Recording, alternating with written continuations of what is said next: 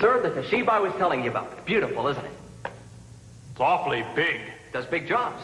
Word processing, spreadsheets, networking. It's awfully big. It's a Toshiba, biggest selling portable computer family in Canada. It's awfully big. Big on reliability. Best price performance. It's awfully... It's a Toshiba portable. The best. It's awfully small. Yeah, but it has inner bigness.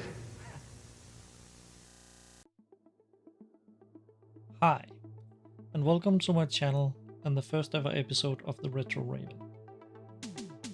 For years I've been on the lookout for a Toshiba T3200 in good working condition.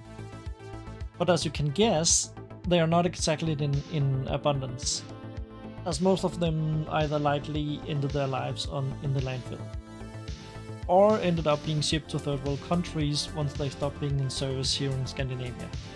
On top of that, the gas plasma displays on these machines have a tendency to stop working, or they're not exactly easy to service and maintain.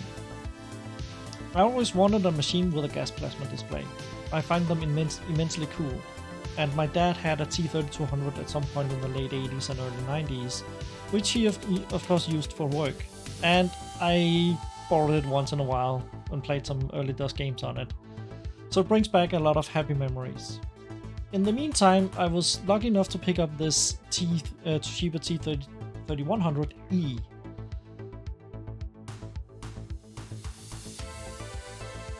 I've only started it up once a few years ago when it came into my possession. My plan is to open it up, make sure the BIOS or CMOS battery hasn't leaked all over the place, and hopefully replace it with a new one which I got off of eBay. Since the machine is limited to an old 20 MB hard drive from Connor, I'll be using a much more modern solution for storage. More on that later. Besides that, I hope to upgrade the RAM as well, but unfortunately these Toshiba models are quite picky and might not accept any of the standard 30-pin modules I have. Some models are mentioned in the maintenance documentation. However, I saw somewhere online that one can patch standard 30-pin modules to work. I'm not familiar with that process though, and the forum post I found through the Wayback Machine and the pictures of the process was unfortunately no longer available. To sum it up, this will be my first attempt at a trash to treasure restoration, as well as being my first ever attempt at making content for YouTube. Right. Look at the computing power. But where is it when you need it? Right here, on the line with you. Toshiba computers. Financial control, greater connectivity, faster learning, better management. Toshiba, more computing tools to work on the line, wherever you are. The power center of business. Line one up for yourself.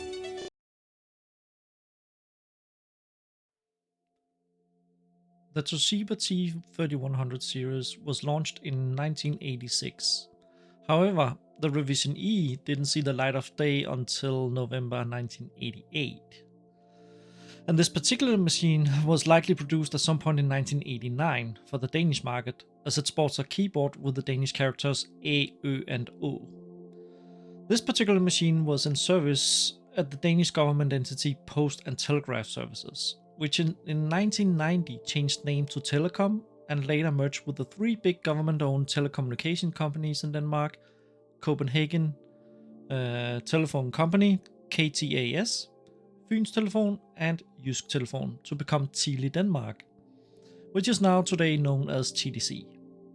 The T3100 is not a traditional laptop, as it doesn't have a battery and thus requires external power.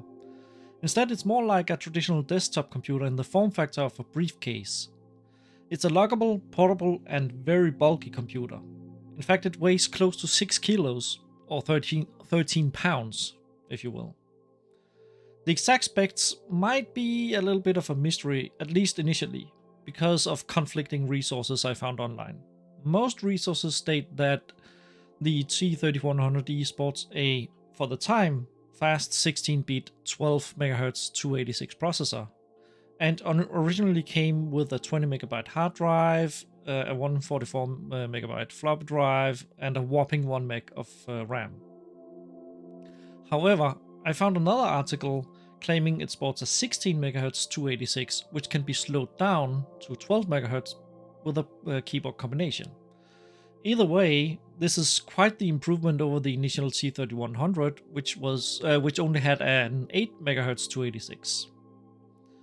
The display is a 9.6-inch gas plasma screen, supporting up to 640 by 400 pixels.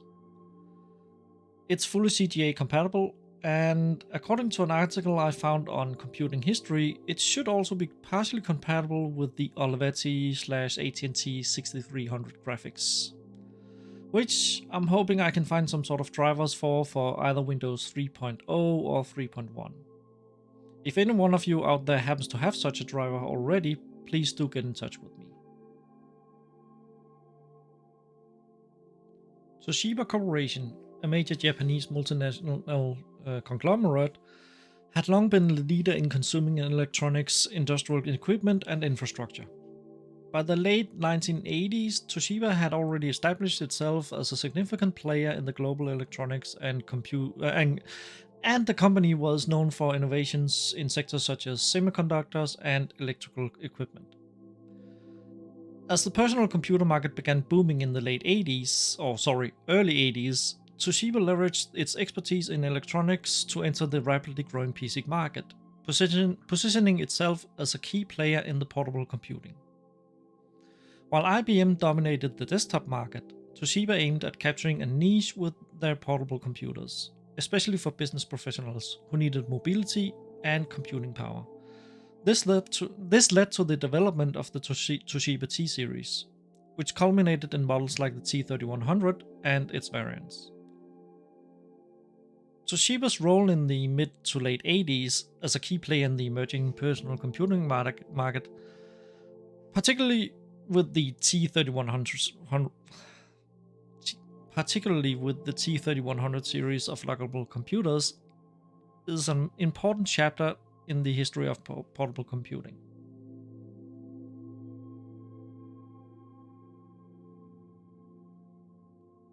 The T3100e represents an important step in the evolution of portable computing.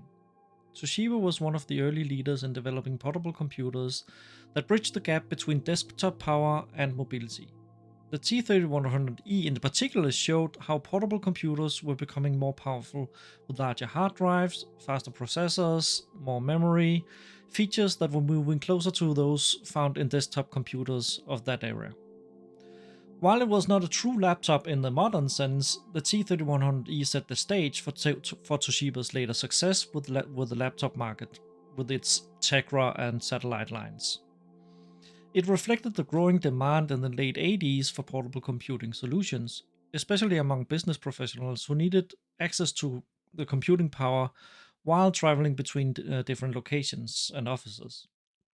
The T3100e competed with early portable computers like the Compaq Portable 2, the IBM 5155 Portable, and the later Compaq SLT286, one of the first true laptops with a built-in battery.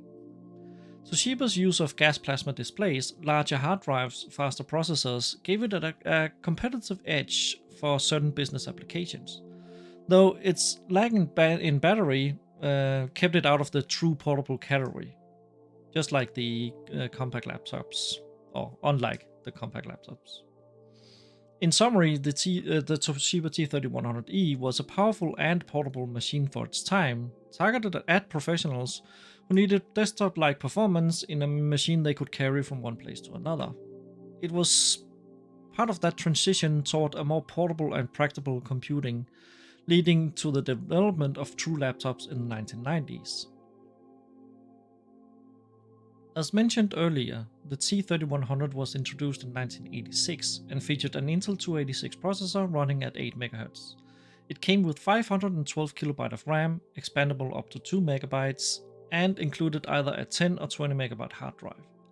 One of its distinguishable features was its gas plasma display with a resolution of 640 by 400, which was very high for its time, offering better readability for business applications. It was Toshiba's first serious attempt at producing a loggable computer that rivaled IBM and Compaq and found its niche amongst professionals who needed portable computing power. As an upgrade to the original T3100, the Model E launched in 1988. It featured a faster 286 processor of 12 MHz, 1 MB of RAM, expandable to 5, and either a 20 MB hard drive or later the T3100e/40, which had a 40 MB hard drive. The T3100e was designed for power users who required more storage and processing power, making it suitable for demanding applications like Lotus 123, database management, and voice processing. This model reinforced Toshiba's reputation for making durable, high-performance machines for business professionals. Later, Toshiba launched the T3100e/40, which I just mentioned, with the 40 MB hard drive, and by 1989 they released yet another T3100 called the T3100SX, which sported a 386SX processor and VGA graphics capabilities. The main upgrades I wish to install is an absolutely amazing piece of technology curated by the person behind Conventional Memories Wiki, called the 3-in-Wonder. This particular board contains an XT IDE BIOS with the possibility to use CF cards for storage, based on Logitech's XT CF card. The OPL3 portion of the card is based on Texelec's ReSound OPL3 sound card, which is compatible with Adlib sound cards. And on top of that, it offers a game port for joysticks, and lastly, it has network capabilities, which is NE2000 compatible. This is by far the best upgrade that one can get for a machine such as this.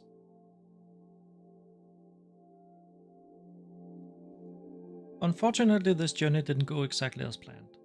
It seems there's an issue if I want the XTID CF solution to coexist with the 20 MB hard drive, a problem which I'm hopefully able to solve in the near future. On top of that, none of the 30-pin modules that I had worked, so I have to leave it with the 1 MB of RAM it already has.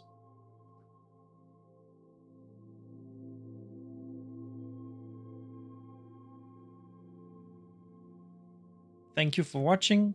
Feel free to leave your feedback and comments.